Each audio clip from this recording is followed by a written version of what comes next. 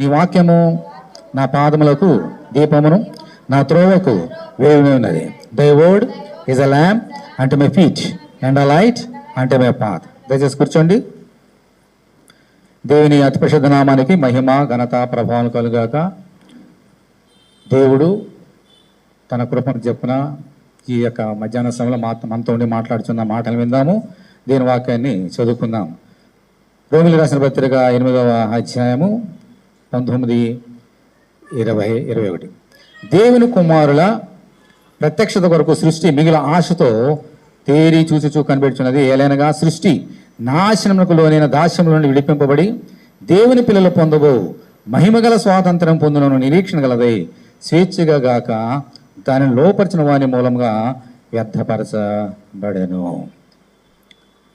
స్వాతంత్రం గురించి దేవుడు మనతో మాట్లాడుతున్నాడు. ఈ స్వాతంత్ర దినోత్సవ సందర్భంగా వచ్చిన మనందరికీ మన భారతదేశ స్వాతంత్ర శుభాకాంక్షలు తెలియజేస్తూ ప్రభు మనతో మాట్లాడుతున్న మాటలు మనం విందాం.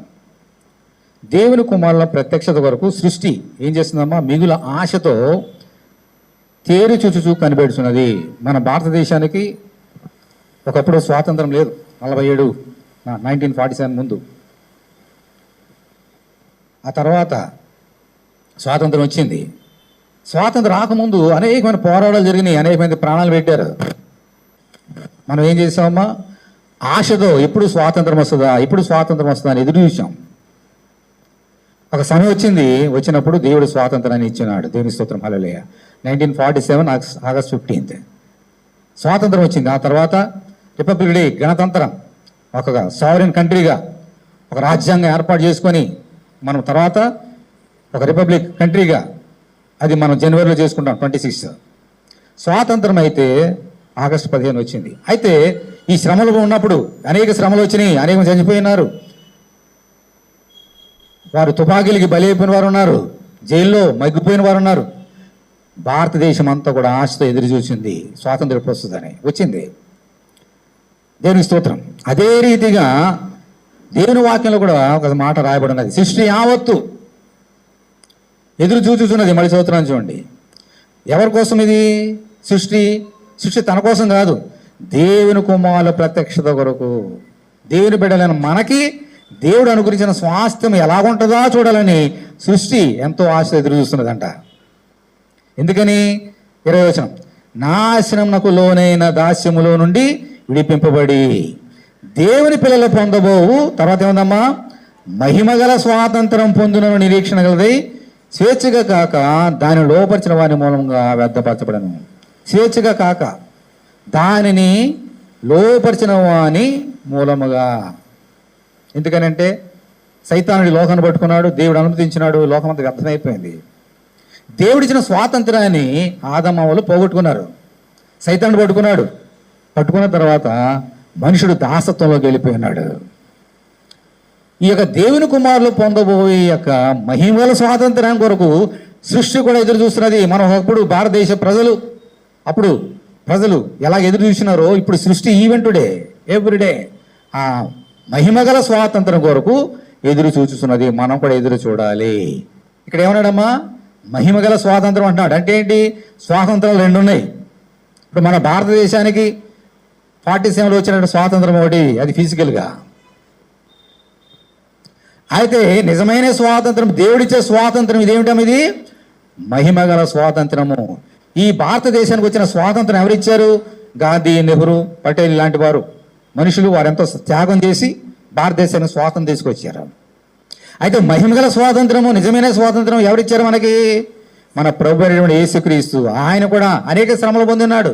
వీరందరూ కూడా అనేక శ్రమలు పొంది కొరడా దెబ్బలు తిని మన భారతదేశానికి స్వాతంత్రం అలాగే ఇచ్చినారో, అలాగే మన ప్రభు అయినటువంటి యేసుక్రీస్తు కూడా మన కొరకు సిలువ మీద అనేక శ్రమలు పొంది సిలువ మీద రక్తాన్ని చిందించి మనకేమిచ్చారమైన నిజమైన మహిమగల స్వాతంత్రం ఇచ్చారు. దేవుని స్తోత్రం, హల్లెలూయా. అందుచేత ఈరోజు మనందరూ కూడా ఆ మహిమగల స్వాతంత్రం కొరకు ఎదురు చూడాలి సృష్టితో పాటు.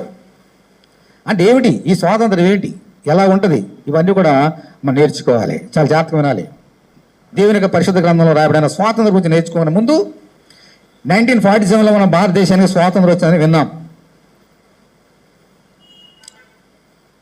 భారతదేశంలో మనుషుడు హ్యాపీగా ఉన్నాడమ్మా.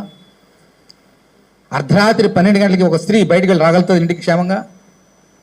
నువ్వు తలుపులు మూసేసుకొని తాళం వేయకుండా బయటకు వెళ్ళి అలా క్షేమంగా ఉంటుందని నీకేం గ్యారెంటీ ఉందా? స్వాతంత్రం ఏదో వచ్చింది భారతదేశానికి 40 ఏళ్ళలో. అది నిజమైన స్వాతంత్రము కాదు. గాంధీ చెప్పాడు, ఒక స్త్రీ అర్ధరాత్రి బయటకు వెళ్ళి తిరిగి క్షేమంగా వచ్చిన రోజే మన దేశానికి నిజమైన స్వాతంత్రం అని చెప్పాడు. కానీ మాట చూడండి, ఈరోజు ఢిల్లీ అంటే ఏంటి? ఢిల్లీ అంటే ఏంటి? మన భారతదేశానికి రాజధానిలో ఒక స్త్రీ రాత్రి 7 గంటలు బయటకు వెళ్ళి మళ్ళీ బయటికి లోనికి వస్తుంది. ఇంటికి వస్తారు గ్యారంటీ లేదు. రాత్రి 12 కాదు, రాత్రి 7 గంటలకి ఒక స్త్రీ బయటకు వెళ్తే వస్తుందని గ్యారంటీ లేదు. అలా ఉంది ఢిల్లీ, మన భారతదేశ రాజధాని అది. దాని పరిస్థితి అలాగ ఉంది. ఎన్ని భయంకరమైనటువంటి కార్యాలు అక్కడ జరుగుతున్నాయి. భారతదేశం దీన్ని భయంకర చిన్న పిల్ల లేదు, 3 సంవత్సరాలు లేదు, 4 సంవత్సరాలు రేపు చేసి పాడేస్తున్నారు. 3 సంవత్సరాలు 4 సంవత్సరాలు చిన్నపిల్లలు రేపు చేసి పాడేస్తాను చెప్పేస్తున్నారు. ఇదా స్వాతంత్రము? ఇదా మనుషులు కోరుకునేది? దీని కొరకు మా పాటు పడి రక్తం చెందించింది. కొట్లాట్లు, పోట్లాట్లు, పొడుచుకోవడాలు. భారతదేశానికి ఆ పాకిస్తాన్కి ఎప్పుడో యుద్ధం వస్తుందో తెలియదు. ఇప్పుడు మనం బంగ్లాదేశ్ తయారైంది మళ్ళీ. ఇప్పుడు భయంకరమైన స్థితిలో మనం ఉన్నాం. మనుషులకి ప్రాణాలకి గ్యారంటీ లేదా?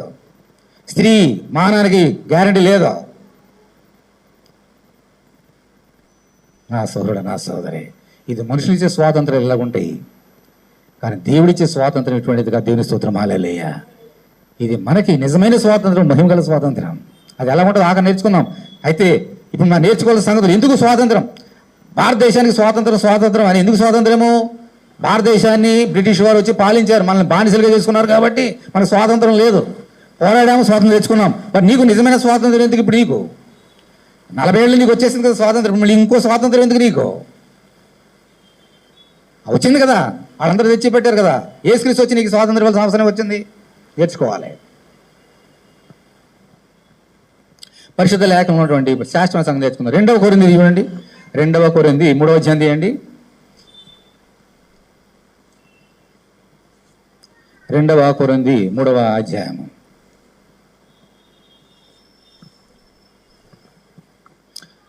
17వ వచనం చదువుతున్నాను చూడండి. 2వ కొరింథీ 3వ అధ్యాయము 17వ వచనం. ప్రభువే ఆత్మ, ప్రభు యొక్క ఆత్మ ఎక్కడ నుండునో అక్కడ ఏముంటుందమ్మా? గట్టిగా, స్వాతంత్ర్యముండును. ఎక్కడ? ప్రభువే ఆత్మ, ఆత్మ ఎక్కడ నుండునో అక్కడ స్వాతంత్రం ఉండును అంటున్నాడు. ఇది వేరే స్వాతంత్రం. ఇది ప్రభువే ఆత్మ, మన ప్రభు అయినటువంటి యేసుక్రీస్తు ఆత్మే మన యొక్క పరిశుద్ధాత్మ. ఈ పరిశుద్ధాత్మ, దేవుని యొక్క ఆత్మ ఎక్కడ ఉంటాడో అక్కడ ఏముంటుందమ్మా? స్వాతంత్ర్యము. మన భారతదేశంలో ఇప్పుడు మన స్త్రీలు బయటికి వెళ్తున్నారు, ఇన్ని మానభంగాలు జరుగుతున్నాయి, నరహత్యలు జరుగుతున్నాయి.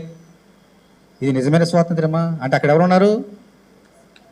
దేవునికి ఆత్మ లేడు, మనుషులకు ఆత్మ, దురాత్మ మనుషులు పీడిస్తున్నాడు ఈ లోకంలో. అందుకని ఇన్ని అరాచకాలు జరుగుతున్నాయి, భయంకరమైన క్రియలు జరుగుతున్నాయి. ఆత్మ ఎక్కడ ఉంటాడో అక్కడ నిజమైన మహిమగల స్వాతంత్రం. కానీ అది ఇంకా మనుషులు తెచ్చే స్వాతంత్రం కాదు ఇది. అందుకని ఏమన్నాడు చూడండి, గలతీలకు రాసిన పత్రిక 5వ అధ్యాయం తీయండి. గలతీలకు 5వ అధ్యాయం, గలతీలకు రాసిన పత్రిక 5వ అధ్యాయం 1వ వచనం. ఈ స్వాతంత్ర్యము అంటున్నాడు. ఈ స్వాతంత్రం అంటే మన భారతదేశం వచ్చిన స్వాతంత్రం కాదు.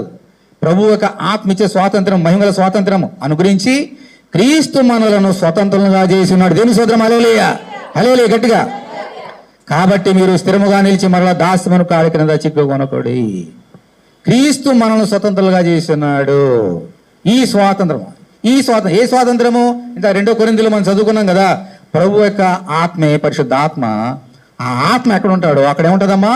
స్వాతంత్రము. ఈ స్వాతంత్రముని ఎవరు అనుగ్రహించారు మనకి? మన ప్రభు అయినటువంటి యేసుక్రీస్తు శిలువ ద్వారా మనకు అనుగ్రహించున్నాడు. అంటే మనకి ఏమైనా స్వాతంత్రం ఉందా? ఉంటే అనుగ్రహించవలసిన అవసరం ఉంది. భారతదేశం స్వాతంత్రం ఉంటే ఎందుకు అడుగుతాం? ఎందుకు ప్రాణాలు పోగొట్టుకుంటాం? ఈరోజు యేసుక్రీస్తు మనకు స్వాతంత్రం ఇచ్చాడంటే మనకు స్వాతంత్రం ఉందా లేదా? గట్టి చెప్పండి అమ్మా. లేదు కాబట్టి ఆయన శిలువ మీద అన్ని కార్యాలు చేస్తున్నాడు. ఎందుకు లేదు? కారణం ఏంటి? ఇవన్నీ మనం నేర్చుకోవాలి. ఆయన చేసిన కార్యం నేర్చుకుందాం. చూడండి, మత్తయి సువార్త 11వ అధ్యాయం తీయండి. మత్తయి సువార్త 11వ అధ్యాయం.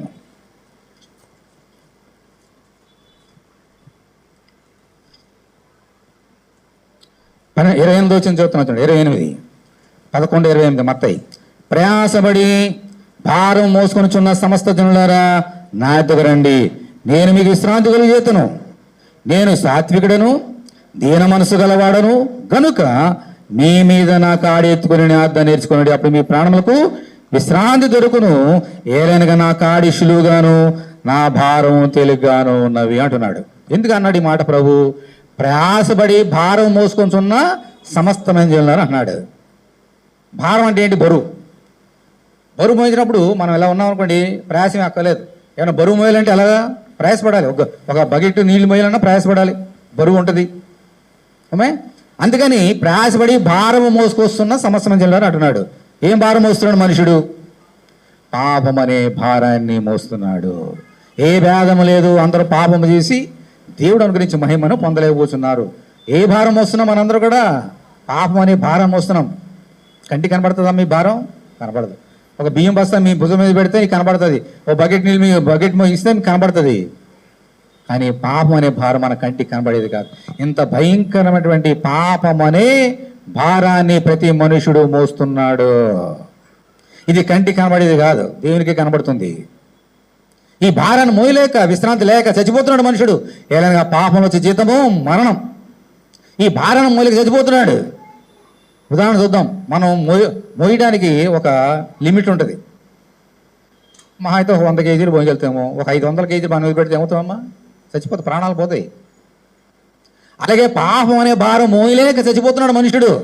మరి ఈ మనుషుడికి విశ్రాంతి కావాలి. విశ్రాంతి కావాలంటే అందుకని అంటున్నాడు, ప్రయాసపడి పాపం అనే భారం మోసుకొస్తున్న సమస్తమయ్యారా నా యొద్దకు రండి, నేను మీకు విశ్రాంతినిస్తాను. దేవుని స్తోత్రం. హల్లెలూయా.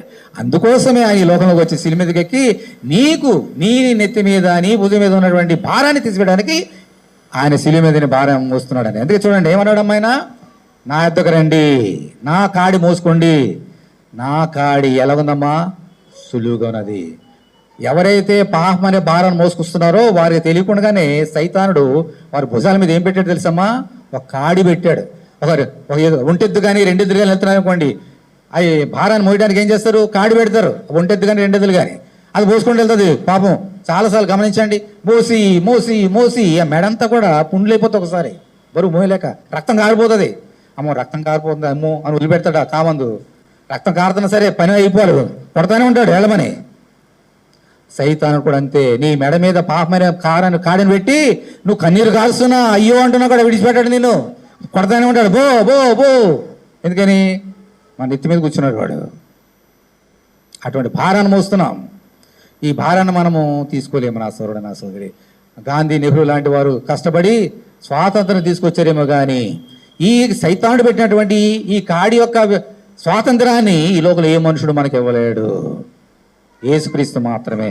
అందుకని ఈ స్వాతంత్రాన్ని ఇచ్చాడు. ఇందులాగా ఇచ్చాడంటే సైతాన్ నీ మీద ఏం పెట్టాడమ్మా? పాపం అనే కాడిని పెట్టాడు. ఆ కాడిని తీసివేయడానికి ఒకే ఒక వ్యక్తి అర్హుడు. ఎవరమైనా? యేసుక్రీస్తు. ఎందుకో తెలుసా? ఆ కాడిని తీసివేయడానికి ఆయన భుజం మీద ఇంకో ఆయన కాడి పెట్టుకున్నాడు. ఏంటమ్మా కాడి? సిలువ అనే కాడి. దేవుని స్తోత్రం. హల్లెలూయా. ఆ సిలువన కాడి భుజం మీద పెట్టుకొని భారంతో మోసి మోసి యెరూషలేము కొండనెక్కి, ఆ గొల్గొతా కొండనెక్కి, కల్వరి గిరి మీద అదే మోసినటువంటి సిలువ మీద నీ కొరకు ప్రాణం పెట్టాడు. అందుకని ఈ రోజు నీకు స్వాతంత్రం వచ్చింది. నీ బానిసత్వాన్ని ఆయన పడగొట్టేశాడు, విరగొట్టాడు సంఖ్యలని. భారతదేశానికి వచ్చిన స్వాతంత్రం నిజమైనది కాదు, యేసు ఇచ్చిన స్వాతంత్రం నిజమైనది, మహిమ గలదే. పాపం మరి కాడి విడగొట్టాడు. ఈరోజు ప్రభు నమ్ముకున్నవాడు బయటికి వెళ్ళి హత్యలు చేస్తాడమ్మా? ప్రభు నమ్ముకున్నవాడు, అందరూ కాదు, క్రైస్తవులందరి గురించి మాట్లాడతలే. నిజమైన క్రైస్తవుడు బయటికి వెళ్ళి ఎవరైనా చంపేస్తాడా? ఏమన్నాడు ఆయన? నేను ఒక చంప మీద ఇంకో చంప చూపించాడు ఆయన. నేను చంపేస్తే చంపే అనాలంట. ఇది నిజమైన స్వాతంత్ర్యం. ఎవరైనా రోడ్డు మీద ఒక అమ్మాయి, అందమైన అమ్మాయి వెళ్తుంటే 12 గంటలకి వెళ్ళి రేపు చేస్తున్నామే, నేను వెళ్ళి అమ్మాయి ఏంటి వంటతనం వెళ్తున్నావు రా అని ఇంటికి తీసుకొచ్చి ఆమెను కాపాడతా. ఇది నిజమైన స్వాతంత్రం, దేవుడిచ్చిన స్వాతంత్రం. ఇది మనుషులు మగన ఇచ్చేది కాదమ్మా, దేవుడిచ్చే స్వాతంత్రం. అందుకని నీ కొరకు ఆయన కాడి మోసినాడు, శిలువ మీదకి ఎక్కాడు. ఈరోజు నీకు స్వాతంత్రం వచ్చింది. 2000 సంవత్సరాల క్రితం ఎక్కడ?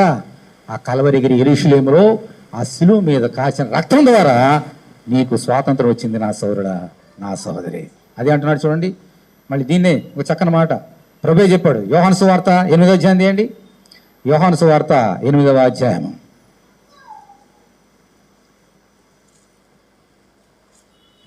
యోహాను సువార్త 8వ అధ్యాయము 31.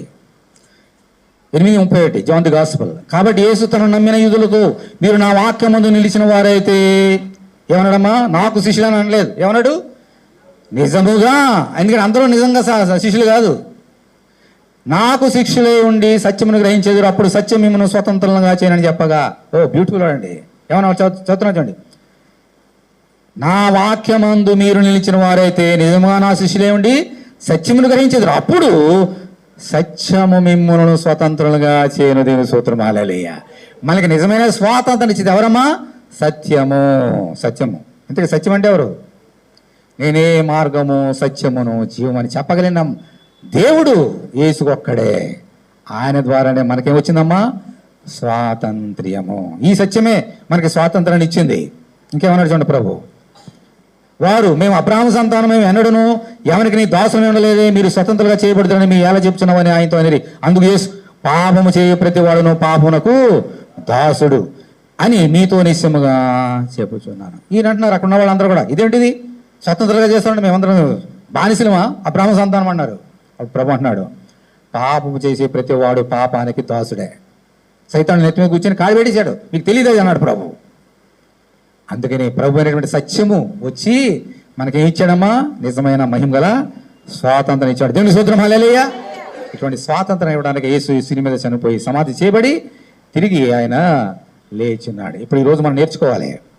ఇప్పుడు మనకు స్వాతంత్రం వచ్చింది 47వ సంవత్సరంలో. నాకు స్వాతంత్రం వచ్చింది కదని చెప్పేసి నా ఇష్టానుసారంగా జీవించగలుగుతానా? ఎవరైతే స్వాతంత్రం ఇచ్చారో వాళ్ళే జైలు పెడతారు నన్ను తీసుకెళ్ళి. ఎవరైతే స్వాతంత్రం కష్టపడి తీసుకొచ్చారో ఆ ప్రభుత్వం వారే నన్ను జైలు పెడతారు. బయటకు వెళ్ళా, ఓ నాకు స్వాతంత్రం వచ్చింది అని దొంగతనం చేస్తే ఊరుకుంటారా అమ్మా? ఏమన్నా ఎవరిని రోడ్డు మీద కొట్టేస్తే ఊరుకుంటారా? జైలు పెడతారు. అంటే నాకు వచ్చిన స్వాతంత్రాన్ని నేను దుర్వినియోగపరచకూడదు. ఈ స్వాతంత్రాన్ని జాగ్రత్త వాడుకోవాలి. అమ్మా ఆ పిల్లలు అక్కడ ఆడుతున్నారు, చాలా డేంజర్. అది తీసుకండి ఆ పిల్లలకి, ఆ డేంజర్ అలా పడిపోతారు. అందుకని దేవుడిచ్చిన స్వాతంత్ర్యాన్ని మనం ఎలా వాడాలమ్మా? జాగ్రత్తగా వాడుకోవాలి. ఎలా వాడుకోవాలి? యేసు ఇచ్చాడు స్వాతంత్రాన్ని. ఈ స్వాతంత్రం మనం ఎలా కాపాడుకోవాలి నేర్చుకుందాం. మొట్టమొదటిగా 1 కొరింథీ 10వ అధ్యాయం తీయండి. 1 కొరింథీ 10వ అధ్యాయము. 1 కొరింథీ 10వ అధ్యాయము 23వ వచనం. 1 కొరింథీ 10:23. అన్ని విషయములందు నాకు స్వాతంత్రం కలదు కానీ, అలా అన్ని చేసేస్తావా? అన్నీ చేయదగినవి కావు.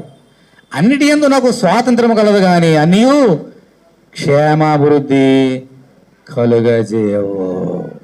ఇది చాలా జాగ్రత్తగా గమనించాలి. నాకు స్వాతంత్రం వచ్చింది కదా అని చెప్పేసి ఏది పడితే చేసేయడానికి అన్నీ చేయదగినవి కావు.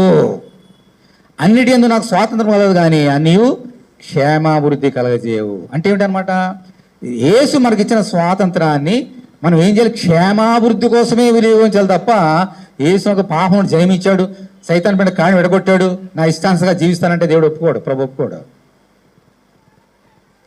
క్షేమాభివృద్ధి, సంఘానికి క్షేమాభివృద్ధి కావాలి, నాకు క్షేమాభివృద్ధి కావాలి, దేవుని నామానికి ఏం కావాలమ్మా? మహిమ కావాలి. అలాగూ దేవుడిచ్చిన స్వాతంత్రాన్ని దుర్వినియోగపరచుకోకుండా క్షేమాభివృద్ధి కోసం మనం వినియోగించుకోవాలి. మరి క్షేమాభివృద్ధి కావాలంటే ఏం చేయాలమ్మా? ప్రార్థన చేయాలి, దేవుని మందిరం రావాలి. అమ్మా మనం ప్రేమతో ఒకనొక ప్రేమతో ముందుకు వెళ్ళాలి. ఇటువంటి క్షేమాభివృద్ధి మనకున్నప్పుడే మనము దీవించబడతాము. ఓకే. అంచేత మొట్టమొదటిది యేసు ఇచ్చిన స్వాతంత్రాన్ని దుర్వినియోగపరచకుండా అలాంటి ఏం చేయాలమ్మా? క్షేమాభివృద్ధి. ఒకరి క్షేమం అంటే ఏంటి? వినండి, క్షేమం అంటే ఏంటి? నాకు కారు ఉంది, ఇల్లు ఉంది, డబ్బు ఉంది, క్షేమంగా ఉన్నా లేదా? నేను క్షేమంగా ఉంటే చాలు, మీరు ఏమైపోయినా పర్లేదు.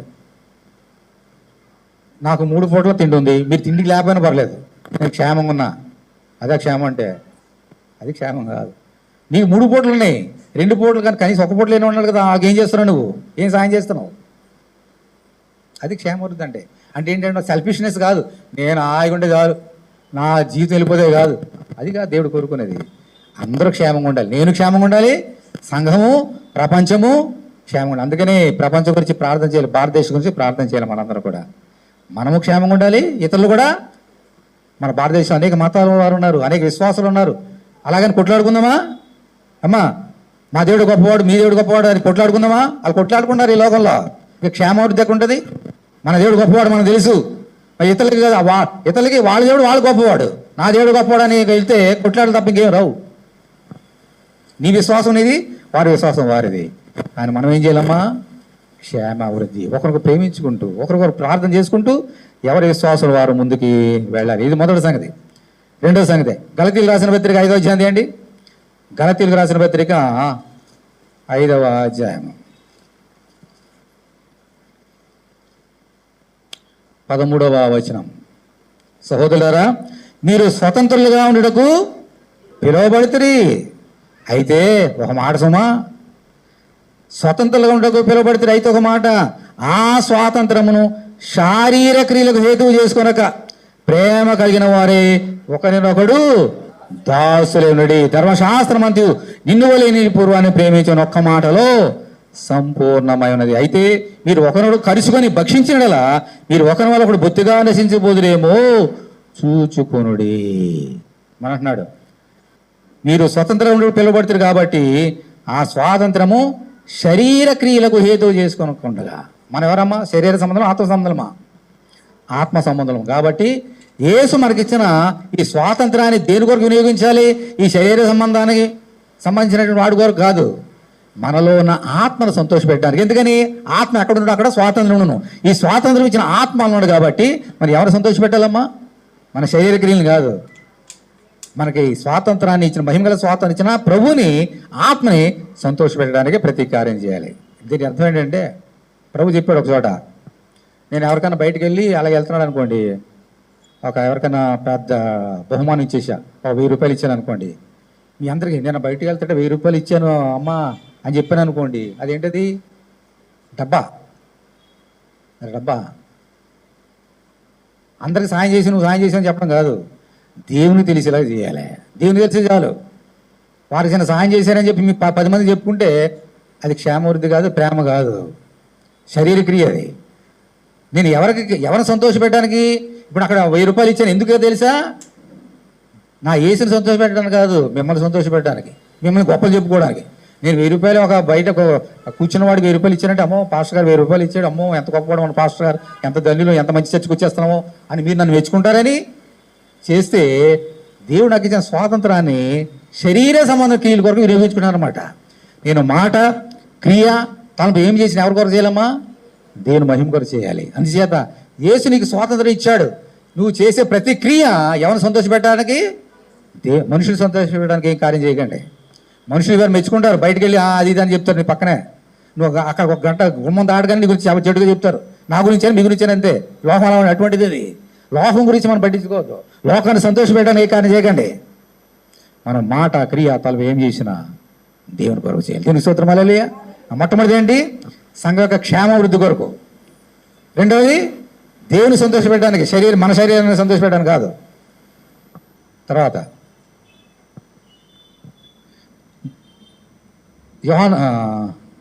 యాకోబు పత్రిక మొదటి అధ్యాయం అండి. యాకోబు పత్రిక మొదటి అధ్యాయము 25వ వచనం. యాకోబు పత్రిక, హెబ్రీ రాసిన పత్రిక పక్కన ఉంటుంది, 1వ అధ్యాయం 25వ వచనం. అయితే స్వాతంత్రమునిచ్చు సంపూర్ణమైన నియమంలో తేరి చూచి నిలకడగా ఉండేవాడేవాడు వాడు విని మరిచివాడు కాక క్రియను చేయవాడే ఉండి ఆ క్రియలో ధన్యుడగును. ఎవడైనా నోటి కళ్ళు పెట్టుకొనక తన హృదయమును మోసపనుకొచ్చు భక్తి కలవడని అనుకునేలా వాని భక్తి వ్యర్థమే. ఏమన్నాడు ఇక్కడ? అయితే ఈ స్వాతంత్రం ఇచ్చి సంపూర్ణ నియమంలో తేరి చూసి నిలకడగా ఉండేవాడేవాడు వాడు విని మరిచివాడు కాక క్రియను చేయవాడు ఉండి క్రియలో ధన్యుడగును. దేవుడు మనకు స్వాతంత్రం ఇచ్చినాడు. ఎందుకనంటే మాటలు వేరు, క్రియలు వేరు. చాలా జాగ్రత్తగా వినాలి. మాటలు చాలామంది చాలా చెప్తారు, కానీ క్రియలు ఉండవు. అందుకని ఒక చోట ఏమన్నాడంటే, ఒక ఆయన చలితోటి అలా ఉన్నాడంట, బాగా చలి, శీతాకాలం అనుకుందాం, చలితాకు ఉన్నాడు. బాబు చలి వస్తుందా? ఏం భయపడకు నాయనా, నీ గురించి ప్రార్థన చేస్తా, అలాగే ఉండే వెళ్ళిపోయాను అనుకోండి. అదేంటది? నోటి ప్రేమ. అలా కాకుండా చలేస్తుందా బాబు అనేదో నీ దగ్గర ఏదో ఉందో అది నీ చెయ్యి, నీ దగ్గర ఏదో దుప్పటో లేదా షాలువో లేదా ఖర్చువో కప్పావు అనుకోండి, అదేమిటది? క్రియ. మాట వేరు, క్రియ వేరు. దేవుడు మాకు ఇచ్చిన స్వాతంత్రం మాట ఇచ్చేసాడా? మీ అందరూ స్వాతంత్రం ఇచ్చేసినా నోరు వాళ్ళ నోటితో చెప్పేశాడా? లేదా క్రియ చేశాడు? ఆయన శిలువ మీద క్రియ చేసి స్వాతంత్రం ఇచ్చినాడు. అలాగే యేసు ఇచ్చిన స్వాతంత్ర్యాలతో మనం ఏం చేయాలమ్మా? క్రియలు ఉండాలి. యేసే నేను ప్రేమిస్తున్నానమ్మా, దేవానికి కొందనాలు ఇంట్లో కూర్చున్నాం అనుకో ఆదివారం, అదేంటి మాట. క్రియ చేయాలంటే ఏం చేయాలా? దేవుని మందిరం రావాలి, దేవుని ఆరాధన చేయాలి. ఎందుకని? విశ్రాంతి దినమును పరిశుద్ధ దినముగా ఆచరించమా, 4వ ఆజ్ఞ. కాబట్టి మన క్రియలు ఉండాలి, మాటలు కాదు. మాటలే ఎవరైనా చెప్పేస్తారు మాటలు. అది ప్రేమైన క్రియ ఉండాలి, విశ్వాసమైన క్రియ ఉండాలి. నువ్వు ఏం చేసినా క్రియాపూర్వకం ఉండాలి, నోటితో కాదు అమ్మా. అందుకని ఏమన్నాడైనా, ఈ యొక్క మనుషులు పెదలతో నన్ను శుద్ధించుతున్నారు కానీ వారి హృదయం నాకు దూరం ఉంది. ఎందుకంటే క్రియలు లేవు. అలా ఉండొద్దు. మనకేం చేయాలమ్మా? క్రియాపూర్వకంగా ఉండాలి. మనందరం కూడా ప్రభుని ప్రేమిస్తామని, మనుషులను ప్రేమిస్తామని క్రియాపూర్వకంగా మనకి ఇతరులు జాడి చెప్పాలి. 4వది 1 పేతురు 2వ అధ్యాయం. 1 పేతురు 2వ అధ్యాయం. 1 పేతురు 2వ అధ్యాయం 16వ వచనం చూడండి. 2:16. స్వతంత్రులై ఉండి దుష్టత్వమును కప్పిబిడ్డకు మీ స్వాతంత్రం వినియోగపరచక దేవునికి దాసులమని లోబడినుడి, అందరినీ సన్మానించుడి, సహోదరుని ప్రేమించుడి, దేవునికి భయపడి రాజును సన్మానించుడి. స్వాతంత్రం ఉండి దుష్టత్వం కప్పిబిడ్డకు మీ స్వాతంత్రం వినియోగపరచక ఏం చేయాలమ్మా? దేవునికి దాసులు కావాలి. ఇంతవరకు ఎవరు దాసులుగా ఉన్నామో? యేసుకి స్వాతంత్రం ఇవ్వకముందు పాపానికి సైతానికి దాసులుగా ఉన్నాం. ఇప్పుడు ప్రభు మనకు స్వాతంత్రం ఇచ్చినప్పుడు ఎవరికి దాసులుగా మారిపోవాలి? ఇప్పుడు మీకు అర్థం కాదు, ఒక చిన్న ఎగ్జాంపుల్ చెప్తా. చిన్న ఉద్యోగం దొరికింది మీకు, యజమాని ఉన్నాడు, మీరు పనిచేస్తున్నారు, నెలకి 10,000 జీతం. ఓకే, పనిచేస్తున్నాం. ఓకే, 10,000 నీకు సరిపోవట్లేదని ఇంకా మంచి ఉద్యోగాలు మరి ప్రయత్నం చేసావు, మంచి గవర్నమెంట్ ఎగ్జామ్స్ అయ్యే ప్రయత్నం చేసావు, దానికంటే 20,000 జీతం ఇంకో ఉద్యోగం వచ్చింది. అక్కడ ఏం చేస్తావు? అక్కడ ఏదైనా ఇచ్చేస్తావు, మానేసి ఇక్కడ జాయిన్ అవుతావు. ఓకే, ఇప్పుడు ఇక్కడ పని చేస్తున్నావు, అక్కడ ఒకప్పుడు పని చేసావు, ఇప్పుడు ఎక్కడికి వచ్చావు? శ్రేష్టమైన డబ్బు సేవలు వస్తుంది, ఇక్కడ పని చేస్తున్నావు. అక్కడ పని చేసినావు, అక్కడ దాసుడుగా ఉన్నావు. ఇక్కడికి వచ్చి మళ్ళీ నేను అక్కడికి వెళ్ళి పని చేస్తానంటే 20,000 జీతం నీకు వస్తుందా? ఆ 10,000 తీసుకోపో అని గంటేస్తాడు ఈయన. నేను ఎక్కడ పని చేస్తున్నానో అక్కడ యజమానికి నేను ఎలా ఉండాలమ్మా? దాసుడు ఉండాలి. అక్కడ మనుషులందరూ బాగున్నారు, ఇక్కడ ఎవరు బాగోలేదు. 20,000 జీతం ఒక్కటే బాగుంది, మనుషులు బాగోలేదు, జీతం పని బాగోలేదు అని ఇప్పుడు దాని గురించి ఆలోచన చేసి ఆయన ఏమంటాడు? సరే అక్కడికి పోనీ గంటేస్తాడు. అంతే కదా? నువ్వు ఎక్కడ పని చేస్తున్నావో అక్కడికి నమ్మకంగా ఉండాలి, నిలకడగా ఉండాలి, పని చేయాల. ఒకప్పుడు సైతాన్ని దగ్గర ఉన్నావు, మనందరం అక్కడ పని చేసాం, చచ్చిపోతున్నాం. ఇప్పుడు ప్రభు దాసత్వం ఎడగొట్టి ఆయన దగ్గర తీసుకొచ్చాడు. ఇప్పుడు ఎవరు దాసులు ఉండాలి? యేసుకు దాసులు ఉండాలి. మళ్ళీ సైతాన్ దగ్గర వెళ్ళిపోతానంటే మళ్ళీ ఇంతకు పెట్టింది కదా, దాని 10 పెడతారు మళ్ళీ. కాబట్టి మనం ఎవరికి దాసులు ఉండాలమ్మా? ఎవరికి? యేసుకి దాసులుగా ఉండాలి. మనుషులకి కానీ సైతానికి కానీ దాసులుగా మనం ఉండకూడదు. దేవుని స్తోత్రం. హల్లెలూయా, హల్లెలూయా. అందుచేత ఈ 4 సంగతులు జ్ఞాపకం పెట్టుకోండి. మరి దేవుడిచ్చిన స్వాతంత్ర్యాన్ని మరి ఇతరుల క్షేమాభివృద్ధి కొరకే చేయాలి అమ్మా. మరి తర్వాత శరీర సంబంధంగా చూపించుకోవడానికి కాదు, దేవునికి ఆత్మను సంతోషపెట్టడానికి చేయాలి. తర్వాత దేవునికి లోబడి ఉండాలి. ఆ తర్వాత ఇందాక చెప్పే రీతిగా క్రియాపూర్వకంగా దేవుని ప్రేమించాలి. ఈ స్వాతంత్రం బట్టి ఇప్పుడు ఇలా చేసి వచ్చే గొప్ప ఆశీర్వాదాలు అంటే చెప్పి ముగిస్తామేనండి.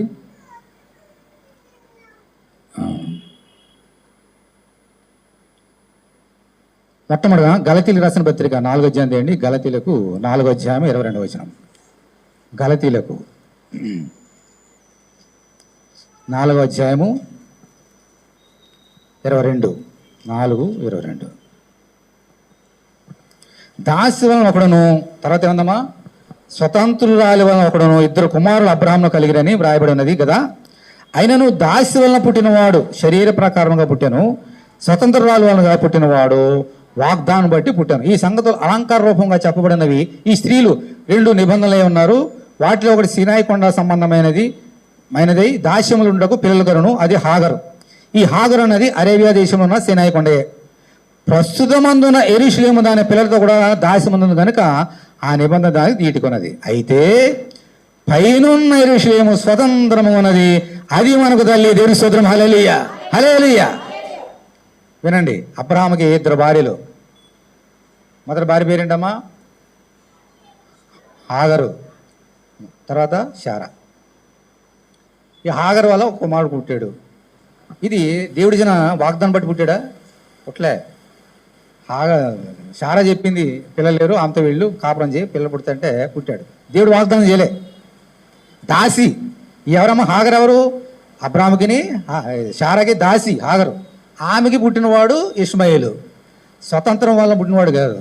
తర్వాత దేవునికి వాగ్దానానుసారంగా శారా కుమారుడు కన్నది. ఎవరమ్మా? ఇస్సాకు. ఇస్సాకు ఎలా పుట్టాడు? స్వాతంత్ర్యము అనగా దేవుని వాగ్దానం పుట్టినాడు. అతనేమో దాసి కుమారుడు, ఇతనేమో స్వతంత్రం గల కుమారుడు. అందుకని అబ్రహాము, ఇస్సాకు, యాకోబుల దేవుడు అంటాం. ఓకే. కాబట్టి ఇప్పుడు యెరూషలేము ఒకటి ఉంది ఇక్కడ. అందుకని అన్నాడు కదా, అరేబియా దేశం అంటే ఇప్పుడు ఉన్నటువంటి పాలస్తీనా దేశంలో ఇప్పుడు యెరూషలేము ఉంది, దాస్యంలో ఉంది. ఇప్పుడు అది అక్కడ ఎవరున్నారు అక్కడ యెరూషలేములో? ఆ దేవుని మందిరం ఒకప్పుడు. ఇప్పుడు ఎవరు దొక్కేస్తున్నారు? అన్యులు దొక్కుతున్నారు. దాసత్వంలో ఉంది అది. కానీ నిజమైన స్వాతంత్రం కలిగి యెరూషలేము ఎక్కడుందమ్మా? పైన ఉన్నది, అది మనకు తల్లి. అంటే ఏంటనమాట?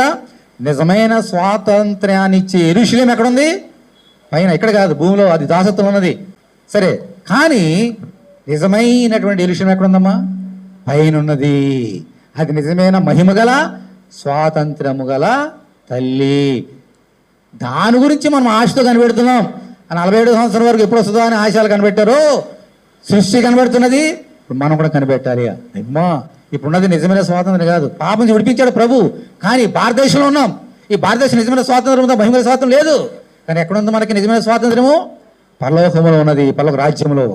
దాని గురించి మనం ఏం చేయాలి? ఇప్పుడు ఆశతో కనిపెట్టాలి. ఎప్పుడు వస్తుందా? ఎప్పుడు వస్తుందా? సృష్టి కనబడుతుంది, దాని కళ్ళు లేవు, చెవులు లేవు, జ్ఞానం లేదు, నీకు అన్నీ ఉన్నాయి, నువ్వు కూడా కనిపెట్టాలి. ఓకే. ఆ నూతన యెరూషలేము ఎలా ఉంటుందో చెప్పి ముగిస్తున్నానండి.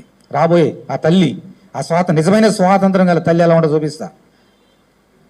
ప్రకటన గ్రంథం 20 అధ్యాయం అండి. ప్రకటన 21. దేవుని స్తోత్రం. హల్లెలూయా. అంతటా నేను క్రొత్త ఆకాశమును క్రొత్త భూమిని చూచితిని. అంటే ఏమిటనమాట? క్రొత్త ఆకాశము క్రొత్త భూమి రాబోతున్నది. ఇప్పుడున్నదంతా పాతది, గతించిపోతాయి. సముద్రునికి లేదు. మరియు నేను ఏముందమ్మా తర్వాత? నూతనమైన యెరూషలేమును ఆ పరిశుద్ధ పట్టణము తన భర్త కొరకు అలంకరింపబడిన పెండ్లి కుమార్తె వలె సిద్ధపడి పరలో దేవుని యొద్ద నుండి దిగివచ్చుట చూచితిని. ఇది రాబోతున్నది, దేవుని దగ్గర నుంచి రాబోతున్నది. ఏమిటం ఇది? నూతనమైన మహిమ గల స్వాతంత్రం గల రాజ్యము. ఈ భూరాజ్యాలన్నీ కూడా నిజమైన స్వాతంత్రం ఇచ్చేవి కాదు. అది అమెరికా కావచ్చు, లండన్ కావచ్చు, ఆస్ట్రేలియా కావచ్చు, ఏదైనా కావచ్చు.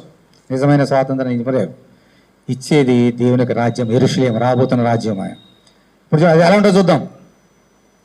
అప్పుడు ఇదిగో అంటే నూతన యెరూషలేములో నిజమైన స్వాతంత్రం, మహిమల స్వాతంత్రం ఎలా ఉంటుందో చూడండి.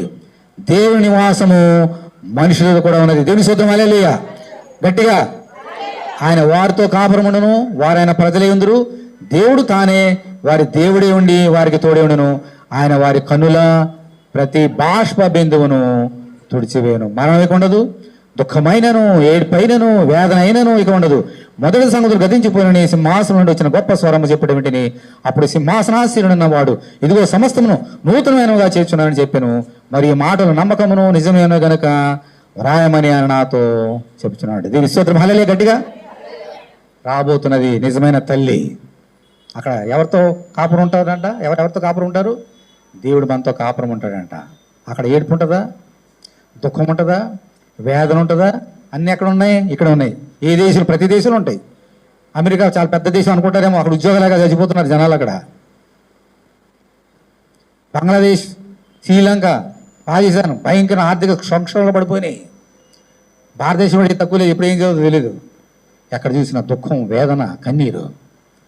కానీ రాబోతున్న రాజ్యంలో ఇప్పుడు ఎల్లప్పుడూ సంతోషము, సమాధానము, ఆనందము. భారతదేశంలో ఉండేది ప్రెసిడెంటు, మన స్టేట్లో చీఫ్ మినిస్టర్. వీళ్ళ వల్ల మనకు నిజమైన స్వాతంత్రం కాదు, సంతోషం రాదు. కానీ అక్కడ ఉన్నది ఎవరమ్మా?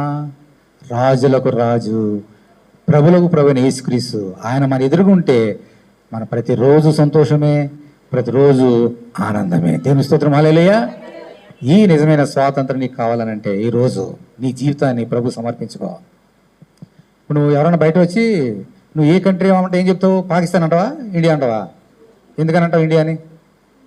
ఇండియాలో పుట్టావు, నీకు ఒక కార్డు ఉంది, ఆధార్ కార్డు లేదంటే జన్మదాయికి పుట్టావు కాబట్టి ఒక కార్డు ఇస్తారు. అమ్మ నీ రాబోయే రాజ్యంలో నువ్వు వెళ్తావా అంటే అక్కడికి వెళ్ళాలంటే నీకేం కావాలి? ఒక కార్డు కావాలి. అంటే మనుషులు రాసే కార్డు కాదు, యేసు రక్తం చేత రాయబడిన గ్రంథం ఒకటి ఉంది. ఆ గ్రంథంలో నీ పేరు రాయబడాలి. ఇప్పుడు నీ పేరు ఇక్కడ భారతదేశంలో ఓటర్ లిస్టులో ఉంటుంది, రాశారు, ఓట్లు ఇస్తావు కదా. రేషన్ కోసం వెళ్తే నీకు అక్కడ పేరు ఉంటుంది, బడిలోకి వెళ్తే బడిలో నీ పేరు రాస్తారు, కాలేజీకి వెళ్తే కాలేజీ, ఉద్యోగం అయితే ఉద్యోగంలో నీ పేర్లు ఉంటాయి, రోజు అట్టే సంతకం పెడతావు. కానీ దేవునికి రాజ్యం కూడా పుస్తకం ఉంది, అక్కడ నువ్వు సంతకం పెట్టాలి, నీ పేరు అక్కడ రాయబడాలి అని అంటే యేసు నమ్ముకో, యేసు రక్తం కడుక్కో, క్రియాపూర్వకంగా ప్రతి ఆదివారం దేవుని మందిరం రా, ప్రతిరోజు దేవుని వాక్యం చదువు, ప్రార్థన చేయి, ప్రేమ కలిగి జీవించు, అప్పుడు ఆ రాజ్యం మందే. దేవుని స్తోత్రం, హల్లెలూయా. అంత లేచినవండి.